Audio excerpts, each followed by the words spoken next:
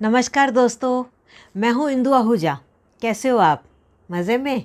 मैं भी एकदम मज़े में हूँ। और हर बार की तरह मैं यही आपके लिए मनोकामना करती हूँ कि आपकी सारी इच्छा पूरी हो। आज मैं आपको बताने वाली हूँ क्लीम मंत्र के बारे में। काफ़ी लोगों को इसके बारे में और भी बहुत ज़्यादा सवाल हैं, उनको बहुत सारे डाउट्स हैं।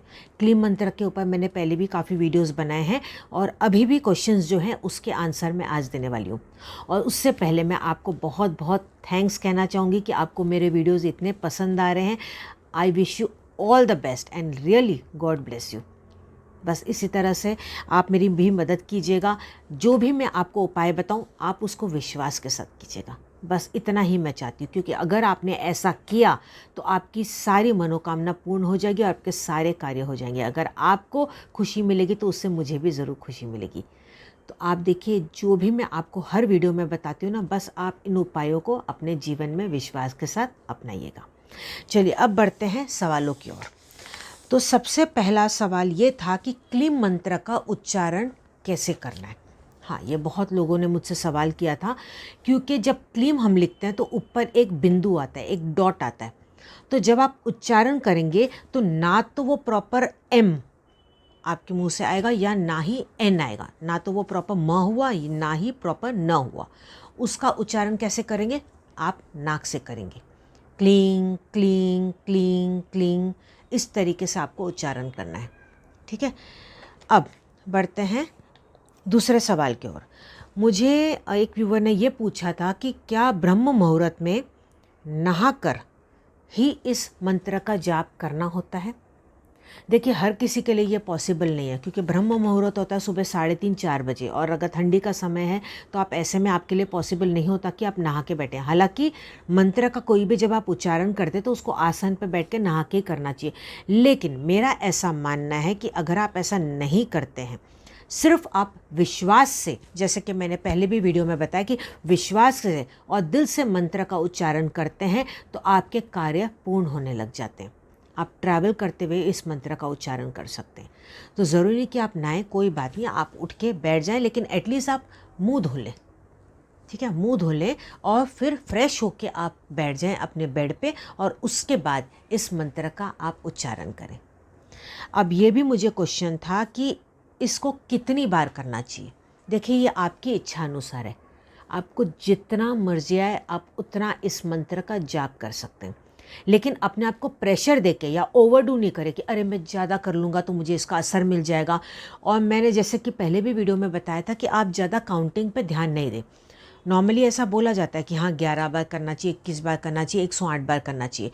लेकिन देखिए, जब प्रैक्टिकली देखा जाए तो जब आप मंत्र का जाप करते हैं तो क्या होगा, गिनते हुए पूरा ध्यान आपका गिनती पे ही लगा रहेगा कि हाँ 11 बार हो गए, 21 बार हो गए, नहीं अभी 1 बाकी, नहीं अभी 2 बाकी है। तो पूरा जो कॉन्सेंट्रेशन है ना, या आप बोलो कि आपकी 50% जो एनर्जी है ना, वो आपकी काउंटिंग में ही चली जाती है। माइंड आपका वहीं पर डाइवर्ट हो गया। नहीं, आपका ध्यान पूरी तरह से आपकी इच्छा के ऊपर होना चाहिए। क्योंकि जब क्लीम मंत्र यानी कि इसके अलावा कोई भी मंत्र का जब आप जाप करते हैं तो आप एक प्रकार से मैग्नेट बन जाते हैं। जो आप उस वक्त दिमाग में सोचते हैं या जो उस वक्त आपके जहन में चल रहा होता है ना, वही चीज़ को आप 10 गुना ज़्यादा अपने लाइफ में अट्रैक्ट करते हैं। आप चुंबक बन गए। अगर आप सोच रहे हैं कि मेरी शादी हो गई, तो वाकई में फास्ट आपकी शादी हो जाएगी। तो ऐसी कोई भी आपकी जीवन में इच्छा हो सकती है, तो उस इच्छा की तरफ आप ज़्यादा ध्यान दें और मंत्र का उच्चारण करते रहें। माला अगर हाथ में लेंगे तो ठीक है, नहीं लेंगे तो कोई बात नहीं, आप ऐसे भी कर सकते हैं। बस आपको श्रद्धा के साथ और विश्वास के साथ करना है। मैं क्यों इस बात पे बार बार जोर देती हूँ, क्योंकि जब तक आप ये चीज़ नहीं करेंगे ना, तब तक क्लीम मंत्र ही नहीं, कोई भी मंत्र आपको असर इसका जीवन में नहीं दिखाएगा। तो इस बात का आपको ध्यान रखना है कि बहुत ही ज़्यादा श्रद्धा और विश्वास के साथ इस मंत्र का आप उच्चारण। अच्छा, अब मैं आपको बताऊंगी मेरे पिछले वीडियो के बारे में, क्योंकि मुझे एक व्यूअर ने ये उसमें कहा था कि उनको ये वीडियो बराबर से क्लियरली समझ में नहीं आया था, क्योंकि वो जो वीडियो था एक्चुअली मैंने एक एनजीओ के लिए गई थी, मैं एनजीओ में वहाँ पे मेरा एक सेमिनार था, तब मैंने ये वहाँ पे रेमेडी बताई थी, तो वो काफ़ी लोगों को समझ में नहीं आया। तो कोई बात नहीं, अभी मैं आपको ये रिपीट कर देती हूँ। ये है पैसे की बरकत के लिए, ठीक है। जिस प्रकार से लक्ष्मी जी का जो घर होता है वो हमारे घर की तिजोरी में होता है, ठीक है, तो वो एक बड़ा घर हो गया। और जो आपका पर्स या वॉलेट है वो एक छोटा घर हो गया जिसमें लक्ष्मी जी निवास करती हैं। तो ऐसे में मायने रखता है कि जो भी आप नोट उसमें रखें वो सेपरेट रखें। जैसे कि 100, 500, 2000 के जो नोट हैं आप उसको अलग पीछे की तरफ रखेंगे या आगे की तरफ रखेंगे, और उसके अलावा जो 100 के नीचे जो भी नोट हैं, 50, 20, 10 या चेंज जो भी हो गई, जिसको चिल्लर भी बोलते हैं, वो आप जो है उससे अलग रखें, उसको एक अलग सेक्शन में पर्स में रखें, साथ में आप दोनों को नहीं रखें। पहला तो ये चीज़ का आपको ध्यान रखना है। दूसरा, पर्स में आपको किसी भी प्रकार के बिल्स नहीं रखने। बहुत बार हमारी ये देखिए आदत होती है, जब हम शॉपिंग पे जाते तो क्या करते, बिल लिया फटाक से उसी में अपने पर्स में डाल दिया। नहीं, आप एक अलग सेक्शन उसका बना लीजिए, वहाँ पे आपको बिल्स रखने, या अपने बैग में आप सेपरेट रख दीजिए। बिल्स को आपको करेंसी नोट्स के साथ नहीं रखना है। इसके अलावा चाबी, जो घर की चाबी होती है वो भी आपको अपने जो करेंसी नोट्स होते हैं उसके साथ आपको नहीं रखना चाहिए।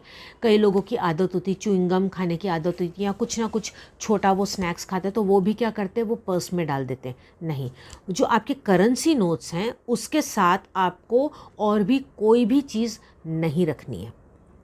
अगर आप रखना ही चाहते हैं तो उसमें बेस्ट आप क्या रख सकते हैं, इलायची का एक दाना, या छोटा सा एक कॉटन बॉल आप ले लें, एक कापूस ले लें छोटा सा, ठीक है, कॉटन आप ले लें, और उसके ऊपर इत्र आप लगा दें, चंदन का इत्र लगा दें, और वो आप रख सकते हैं अपने पर्स में।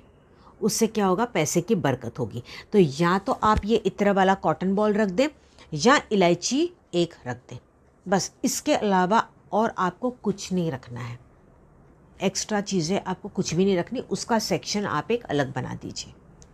अब घर की जो तिजोरी होती है उसमें भी क्या करते हैं बहुत लोग, पासपोर्ट रख देंगे, इंपॉर्टेंट डॉक्यूमेंट्स रख देंगे, एग्रीमेंट्स रख देंगे। नहीं, जो आपके जो नोट हैं या जो ज्वेलरी है वही आपको सिर्फ अपने तिजोरी में रखनी है। उसके अलावा जो एक्स्ट्रा चीज़ें हैं वो आपको नहीं रखनी, उसका एक अलग सेक्शन या अलग ड्रॉर या अलग जगह आपको बनानी है, ठीक है।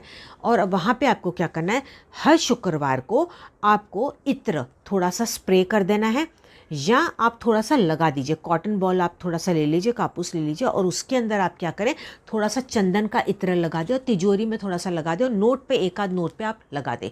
ये हर शुक्रवार को आपको करना है। इससे पैसे की बरकत होने लग जाएगी, और जो अनवांटेड एक्सपेंसेस हैं वो भी आपके नहीं होंगे। हाँ, एक और एक्स्ट्रा टिप आपको मैं यहाँ पे बता दूँ, जो घर की तिजोरी है ना, उसका दरवाज़ा, जो डोर होता है, वो ईस्ट की तरफ या नॉर्थ की तरफ खुलना चाहिए।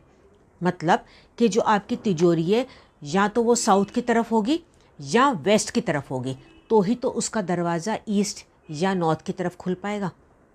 तो इन चीज़ों का आपको ध्यान रखना है, फिर देखिए कैसे परिवर्तन आ जाएगा। अच्छा, अब मैं आगे बढ़ती हूँ कमेंट्स के बारे में। मुझे एक व्यूवर ने ये कमेंट किया था कि उनका पति उनको मारता है और वो बहुत ज़्यादा उनको पीटता भी है। मैं एग्जैक्ट आपको बता देती हूँ। मेरा पति बिना कारण हमको गाली देता रहता है और हमें मारपीट करता है। देखिए, पहले तो आप मुझे ये बताइए कि आप आज की नारी हैं, आप कैसे सहन करती हैं? अत्याचार करने से ज़्यादा सहना सबसे बड़ा पाप होता है। आप बिल्कुल भी सहन नहीं करें, आपको सबसे पहले तो कंप्लेन कर लेना चाहिए, या अपने फैमिली की इसमें हेल्प लेनी चाहिए, या अपने फ्रेंड्स की आपको हेल्प लेनी चाहिए, लेकिन आपको सहन नहीं करना चाहिए। आप क्यों किसी की मार खा रहे हैं? आपकी सेल्फ़ रिस्पेक्ट आपको रखना बहुत ही ज़रूरी है। आप अपनी सेल्फ़ रिस्पेक्ट का बहुत ज़्यादा ध्यान रखें, और नेक्स्ट टाइम आपको बिना वजह मार नहीं खाना, बिना वजह के आपको मार ही नहीं खानी चाहिए। ऐसा व्यक्ति जो किसी औरत पे हाथ उठाता है, मैं तो कहती हूँ वो कभी ज़िंदगी में तरक्की कर ही नहीं पाएगा। वो लक्ष्मी की रिस्पेक्ट ही नहीं करता है। एक औरत जो है ना, वो लक्ष्मी का रूप है, और आप एक अगर लक्ष्मी का रूप है तो आप एक काली माता का भी रूप है। तो आपको आगे से अत्याचार सहन नहीं करना है। आप एनजीओ की भी सहायता ले सकती हैं। आप यहाँ पे खुल के बात करें। अत्याचार आप बिल्कुल ना सही, ये बहुत ही गलत बात है। आपने मुझसे पूछा था यहाँ पे मंत्र हैं उपाय के लिए, उससे पहले तो आप ये प्रैक्टिकल चीज़ करें। ये प्रैक्टिकल उपाय करना आपके लिए ज़्यादा ज़रूरी है। यहाँ पे ये उपाय करना काम नहीं करेगा, प्रैक्टिकल स्टेप्स आपको उठाने यहाँ पे पड़ेंगे, तब जाके आपके जीवन में परिवर्तन आएगा।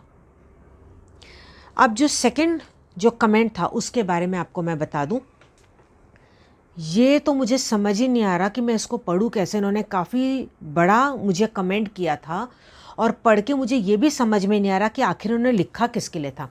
ये जो बंदा है, कोई दिनेश करके बंदा है, इसने क्या किया, ये एक गाली भी लिखी है इसने, मुझे बोलते हुए भी शर्म आ रही है। इसने पता नहीं किस तरीके से ये कमेंट ऐसे लोग कर देते हैं, मुझे तो ये भी बात समझ में नहीं आ रही। इस बंदे ने, किसी ने उसको कोई उपाय बताया होगा और उसके जीवन में उसका फ़र्क नहीं आया, तो वो सभी को गाली देने लग गया। इस बंदे से ना आज तक मैंने कभी बात की है, ना मेरा कोई लेना देना है, मैं इस व्यक्ति को जानती भी नहीं हूँ। इस व्यक्ति ने मेरे एक वीडियो के नीचे बहुत ही गंदा सा कमेंट डाला और उसने गाली तक दी। भगवान ही इसको माफ़ करे जो इसने ये किया है। इस बंदे को मैं नहीं जानती, इस व्यक्ति को मैं नहीं जानती, ये कौन है। इसने ये लिखा है कि पैसों के लिए हम लूटते हैं। मुझे आप एक बात बताइए, यूट्यूब पे जो मैं यहाँ पे वीडियोस बना रही हूँ या कोई भी वीडियोस बना रहे कि यहाँ पे हम पैसे आपसे चार्ज करते हैं? नहीं ना। हाँ, पर्सनल जो कंसल्टेंसी आप लेंगे वो तो हमारा हक बनता है, वो तो पेड होनी चाहिए। हर प्रोफेशन की आपको रिस्पेक्ट करनी चाहिए। डॉक्टर हैं, वो भी सर्विस इंडस्ट्री में हैं, या कोई भी आप होटल इंडस्ट्री ले लो, कोई भी ले लो। आज आप अगर सर्विस करते हो तो क्या आप उसका चार्ज लेने का हकदार नहीं बनते? यूट्यूब पे तो हम इतने सारे उपाय बता रहे हैं, मैं इतने सारे आपको उपाय बता रही हूँ फ्री में, उससे आपके काम हो जाए। हाँ, उसके अलावा भी अगर आपके जीवन में कोई प्रॉब्लम है तो आप मुझसे बात करना चाहते हैं तो वो तो पेड होगी ना, उसके लिए आपको कंसल्टेशन लेनी होती है, वो पर्सनल पेड कंसल्टेंसी होती है। देखिए, जिस तरह से आप अपने प्रोफेशन की रिस्पेक्ट करते हैं तो ये भी एक तरह का प्रोफेशन है, इसकी आपको रिस्पेक्ट करनी चाहिए। तो हो सके तो इस बात का आप ध्यान दें। मुझे ये समझ में नहीं आ रहा ये बंदा कौन है, मैं इसको जानती नहीं हूँ, लेकिन जनरल इसने व्यू ये सबके लिए बना दिया। ये बहुत ही गलत है। अभी तो खैर मैंने इसकी कंप्लेंट कर दिया यूट्यूब में और इस बंदे को मैंने ब्लॉक भी कर दिया है, लेकिन मेरे को ये बात समझ में नहीं आई कि क्यों इस तरह से लोग सोचते हैं। यहाँ पे हम यूट्यूब पे इतनी मदद कर रहे हैं, इतने अच्छे अच्छे उपाय बता रहे हैं कि आपके काम हो जाए, उसके बावजूद भी कुछ लोग होते हैं जो बिल्कुल भी इस बात को समझ नहीं पाते। अगर उसको किसी ने ठगा है तो आप ये तो नहीं बोल सकते हैं कि सारे व्यक्ति एक बराबर हैं। हाथों की सारी उंगलियां तो एक बराबर नहीं होती ना, सब अलग अलग होती हैं। तो अगर एक किसी ने कर लिया तो क्या सारे ऐसे हो गए? मैं इस वीडियो में कभी भी, इनफैक्ट कोई भी वीडियो में कभी भी, क्या मैंने आपसे ये कहा कि आपको पूजा पाठ मेरे से करानी चाहिए या मेरे से कोई सामान आपको ख़रीदना चाहिए? यहाँ तक कि मैंने कभी आपको ये भी नहीं बोला कि कोई अंगूठियाँ खरीद के आपको पहननी चाहिए। इनफैक्ट मैं उस बात के खिलाफ़ हूँ। मैं जो भी यहाँ पे उपाय बताती हूँ बहुत ही सात्विक बताती हूँ और बहुत ही आसान बताती हूँ, जो ईज़िली आपके घर में जो चीज़ें अवेलेबल हैं ना उससे आप कर सकते हैं। मंत्र जाप तो कितने आसान होते हैं, क्या उसमें कोई पैसे खर्च करने की ज़रूरत है? नहीं ना। तो मुझे बहुत ज़्यादा दुख होता है जब मैं इस तरह के कमेंट पढ़ती हूँ। हालांकि कोई बात नहीं, भगवान ही उसको माफ़ करे।